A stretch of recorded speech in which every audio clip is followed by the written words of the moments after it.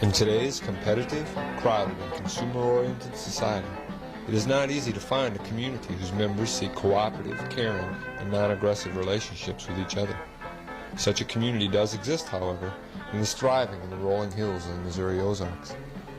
Located a few miles north of the Arkansas border in south-central Missouri, the community of Eastwind offers a welcome refuge for those people seeking an alternative to the pressures of urban living.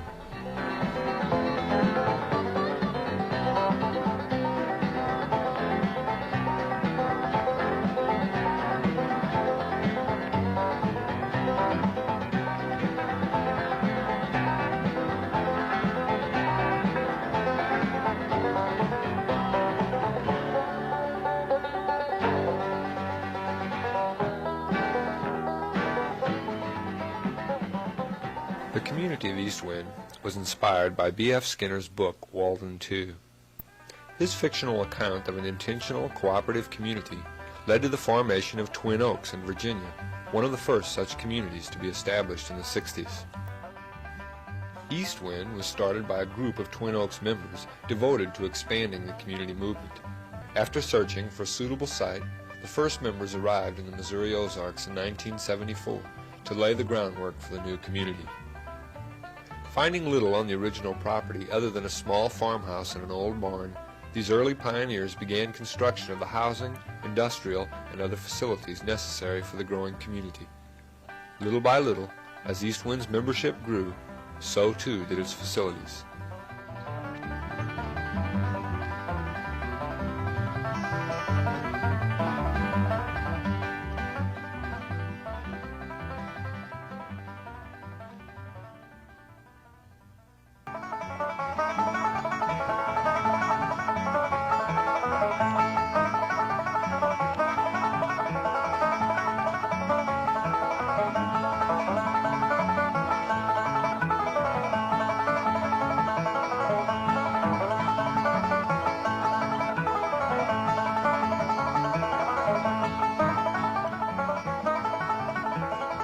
Maybe the most unique aspect of Eastwind is its economic structure.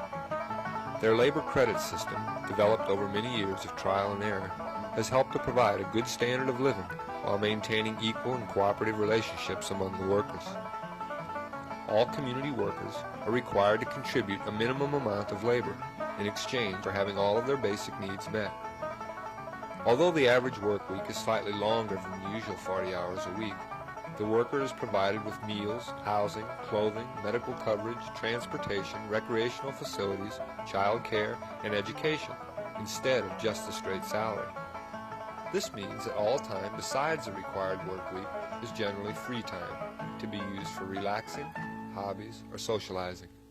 Yeah, the labor credit system has changed over the years. The current setup is very different from the original setup. The current system, we get 1 hour of work credit for every 1 hour of work done. And we decide at the beginning of each year in an annual plan how much work we're going to require from everyone. And this year it's 50 hours, and everybody is required to do 50 hours of work. And it sounds like a lot, except that those 50 hours include all the things, like most people do a 40-hour-a-week job, and then they go home and do their laundry, they go home and do their dishes, they clean the apartment, they wash the car, they take the car, they get the car fixed or they fix it themselves, and all of those things are included in our 50-hour work week. So I never have to do laundry, which is a job I absolutely abhor. I very seldom cook, even though I enjoy it. I'm not very good at it. There are people that are better, and so I prefer to let them do it. I do get a couple hours of handmix every week, and we also get assigned hard to assign, which are jobs that nobody likes to do. We don't like to stick the same person with all those jobs every week. So usually you get something like a dishes shift or a clean or something that absolutely no one ever wants to do. And we spread those out amongst all of us. Every year, an extensive planning process determines the projected amounts of labor needed in the various areas of the community. Planners and area managers carefully assess the statistics and projections to lay out a comprehensive plan for meeting the community's needs. Every week, each area manager submits a labor requisition, which is posted to allow individuals time to consider what work they would like to do in the following week. Members then turn in their own personal requisitions indicating the types of jobs they would like to do. Managers then try to achieve a balance between each worker's desires and an equal distribution of the hard-to-assign jobs. This system, although it may seem complicated, allows for a great deal of participation, feedback, and flexibility, and seems to work fairly well in giving workers a choice in the types of jobs they're required to do. I do a lot of industry, so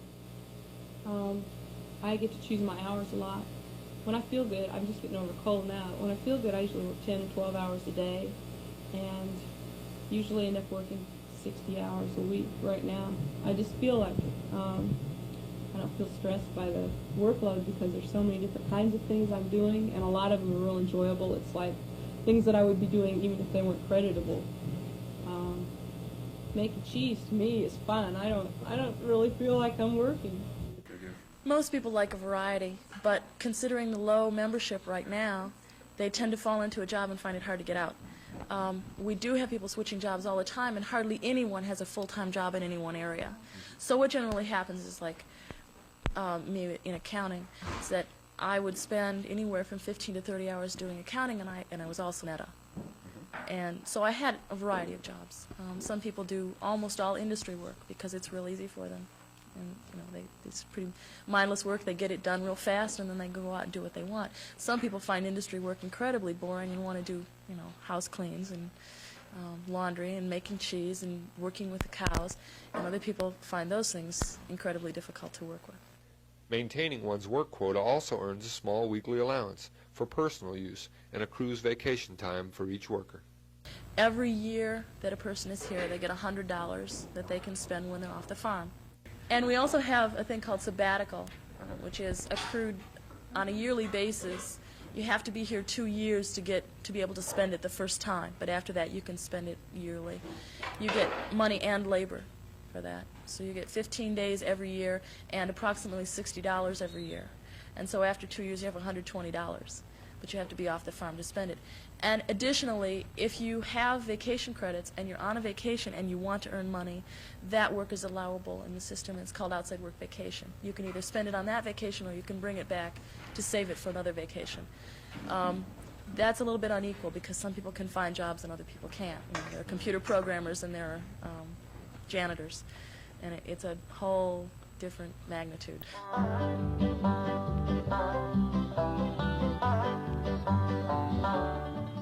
Over 3/4 of the community's income comes from its main industry, the manufacturing and selling of rope hammocks, chairs, and sandals.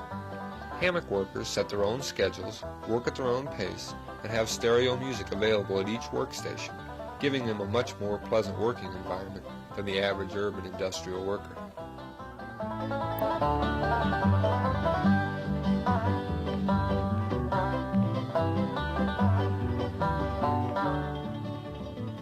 The success of the rope products has led to the establishment of a new industry, one which will hopefully be more successful as well as more consistent with the cooperative ideals of the community. Eastwind has invested the capital and time to begin producing peanut, cashew, almond, and sesame butters, which are sold wholesale to food co-ops across the country. The nut butter industry is housed in a new building, appropriately called the Nut House, and has already proven to be a successful enterprise. Well, after about 7 years of working in the rope industry, it was decided that we wanted to get into another means of income, and the Association for Economic Democracy developed and handed out a survey to co-ops about worker and consumer ownership. And from that we heard about the, once again, Nut Butter Collective, who they are in New England and in New York producing nut butters for distribution in New England. And they said that they would be interested in training another co-op to produce nut butters in another part of the country. So we took them up on their offer. From there, we needed to find funding. We went, it was, because of our cooperative structure, it was very difficult to get a loan from an ordinary money source. So right around that time, the National Consumer Cooperative Bank was getting together, and we went there. We got a $90,000 loan from them. And through the New Destiny Federation, located in Fayetteville, which is our regional cooperative warehouse, we heard about the Southern Cooperative Development Fund, and we got another $50,000 from them for equipment. And from there, we researched our market potentials, and through the Cooperative Directory Association, we've been sending out mailings to all the various different co-op warehouses and cooperatives. It's not a luxury item like Hammocks. It's something that people need, and it's more of a necessity. Also, it fits in with the cooperative structure. We are a cooperative. We live cooperatively, and we have integrated our business within the whole cooperative movement at large. We're financed by a cooperative bank. We sell to a dozen cooperatives throughout the country, and we truck a good deal of our goods on a trucking collective. So we have it. We just had a new calf, so we're making 10 cheeses a week. We've upped it, and I come in the morning and wait for the milker to get done and take the new milk to make cheese, because it's had less time to grow bacteria, and there's a better chance that it'll taste good when we're done.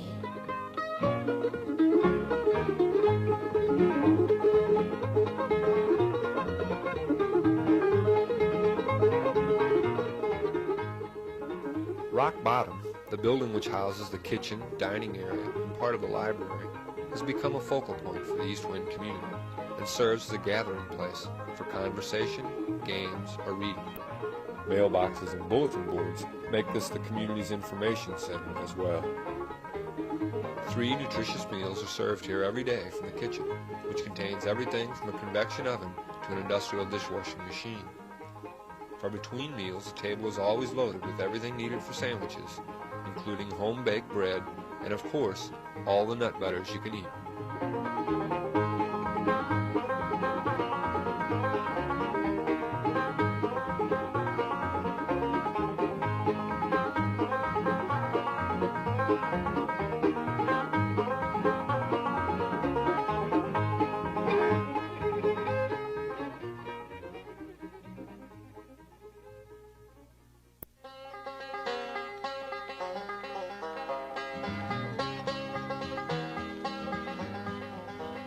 Unlike the United States government, Eastwind is not afraid to guarantee equality to all, regardless of race, age, or sex. This ideal of equality is not merely a goal to be reached someday far in the future. It is a philosophy practiced every day in the way managers are appointed, rooms are assigned, and work crews are filled. By minimizing the exploitation which usually accompanies inequality, Eastwind is able to provide a setting which encourages equal relationships between its members. This carries over into the interpersonal area as well. The community does this by respecting the liberty of each individual member to as great an extent possible, consistent with the well-being of the community. This means that there is no attempt to dictate the religious, political, or social beliefs, opinions, or tastes of the members. Relationships between consenting adults are considered strictly private, and individuals are free to form relationships in any way they desire, without fear of ostracism, peer pressure, or governmental intervention into their personal lives.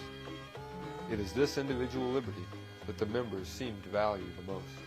You are not expected to do anything when you come here. There have been people who are married here. And there, there's you are free to have any type of relationship here that you want.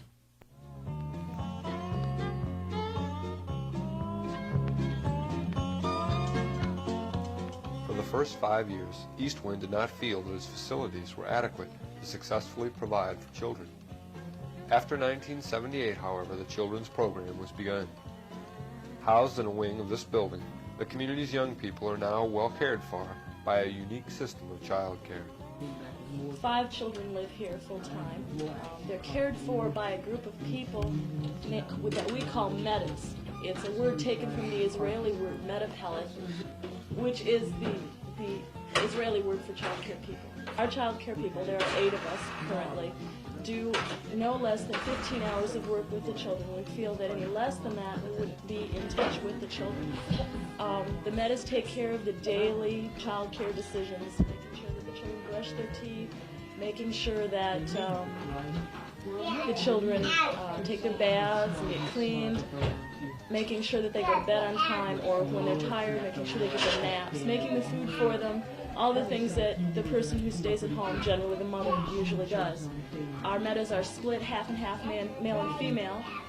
Frequently on a shift you'll have two men, or a man and a woman being a meadow, or sometimes even two women being meadows. The children sleep here at night. There's always a meadow on duty at night. The work that the meadows do is considered creditable under the community's labor credit system. And so this 15 hours or 20 hours of child care work that they do during the week counts as part of their 50-hour-a-week quota. The children also have what we call primaries. The primaries are the people who act as role models for the children. Each child has at least 3 primaries, and the primaries get credit for spending 2 hours a day with the children until they're about 2.5, at which point the hour credit goes down to an hour a day. The primaries spend that 2 hours a day doing one-on-one time with the child, giving the child the kind of care that a father coming home at night might give, or a mother finally relaxing in the evening reading a book to the children might do. And so the children get really good care from professional child care people all day long, and special one-on-one love and attention from the people that are related to them, either through blood, usually their parents are primaries, or through people that have chosen to be with them, or that the children have chosen to be with. Even though there are now facilities specifically for young people, the community has still been cautious in taking in outside children. Feelings have been mixed over this policy, but most members agree that for now at least, this is the best way. We can't accept kids now because we have a standard, which I don't believe is high. Some people do. But we don't, even though we're raising our children communally, it's not a daycare center down there. It's, everyone is parenting, and it's something that we really have to keep our standards up on. And so we're not just going to accept 1 million kids, 100 kids. I think right now we're just like any new family that's starting off and struggling. We just don't have the economic means to have lots of children. Mm-hmm. And so we're waiting. We want our kids to have a good life. We want them to not be hungry, to not, to be well clothed. We want them to have good things. We want them to be well educated.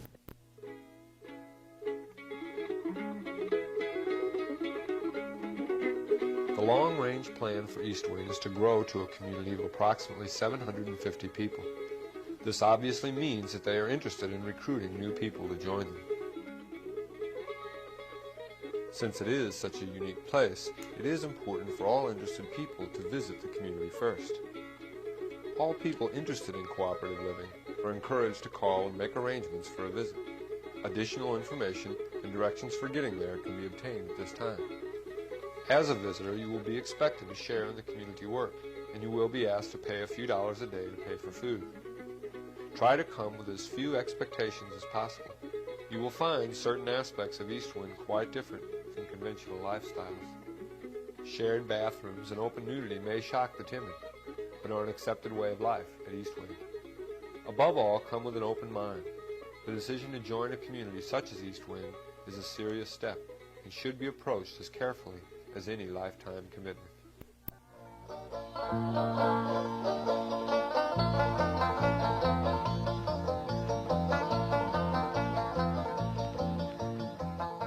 What is the future of Eastwind? Is communal living a fad of the 60s, which will eventually pass away and leave communities like Eastwind to wither and die? The residents of Eastwind don't think so. As economic dislocations and hardships affect more and more people in today's society, they believe that increasing numbers of them will be seeking alternatives to the socio-economic system that has hurt them. They also feel that communities such as theirs will form the basis for a social movement that will continue to grow as more people seek lifestyles that are compatible with cooperative values and social change. Eastwind may well be the beginning of that movement, and it certainly won't be the last.